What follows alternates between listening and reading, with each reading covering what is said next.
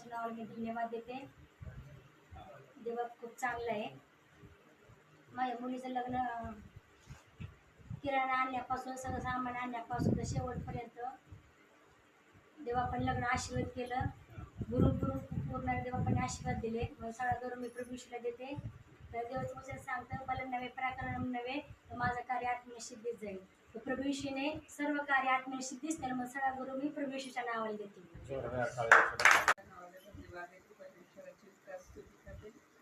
परमेश्वर महत्वाचा अनुभव घेऊन कहाणीची सांगणे अभिवचन सांगतात.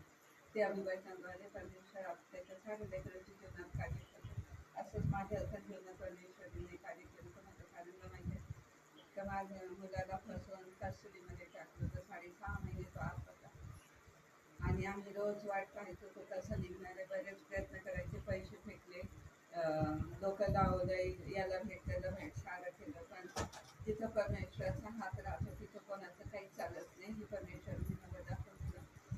आम्ही नाही म्हणता म्हणता एका किस्साची बेट झाली आणि तो बाहेर गेला आणून परमेश्वराने आनंदी केलं. पण त्याच्या पलीकडे पण परमेश्वराने एका महिन्यातच एक चांगली मुलगी देऊन परमेश्वराने त्याचं लग्न जमवायला आणि लग्न व्हायला पण शेवटपर्यंत आम्हाला पैसे नसताना 15 तारखेला लग्न, 12 तारखेपर्यंत 11 तारखेपर्यंत माझ्या हातात काहीच नव्हतं. हळद लावायची, बस्ता बांधायचा, हे सारं करायचं होतं. पण परमेश्वराने 12 तारखेला धुतरीतीने कार्य केलं. बरेच जणांनी परमेश्वर वचन सांगतं, मी स्वतः नाही आलो तरी मी अनेक लोक उभा करण्याचं परमेश्वराने माझ्यासाठी लोक उभा केले आणि त्या मला पैसे मिळून व्यवस्थित लग्न पार पाडलं. देवाची इतकी कृपा करतो. कस्टडीमध्ये बाहेर यायच्या नंतर लोक म्हणायचे आता याला नोकरी आणि याला मुलगी कोण देणार. पण परमेश्वर जो आपल्याला देतो ते उत्तम आहे. परमेश्वरने इतकी सुंदर आणि इतकी चांगली मुलगी दिली.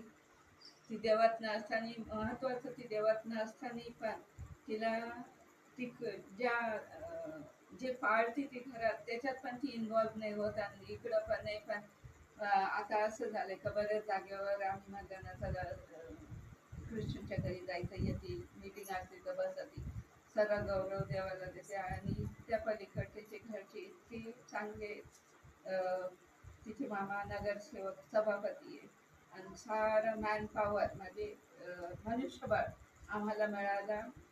महत्वाचं ते का आमच्या घरात राहण्यासारखे आणि आमच्या घरात आनंदित आहे. ती खूप पैशावालीची आहे पण इतकी आनंदित राहते, हसून खेळून राहते, आम्हाला जाण्याचा करते. तर परमेश्वर जसं म्हणतो ना का मी उत्तम तुम्हाला देणार, परमेश्वरने आजपर्यंत उत्तम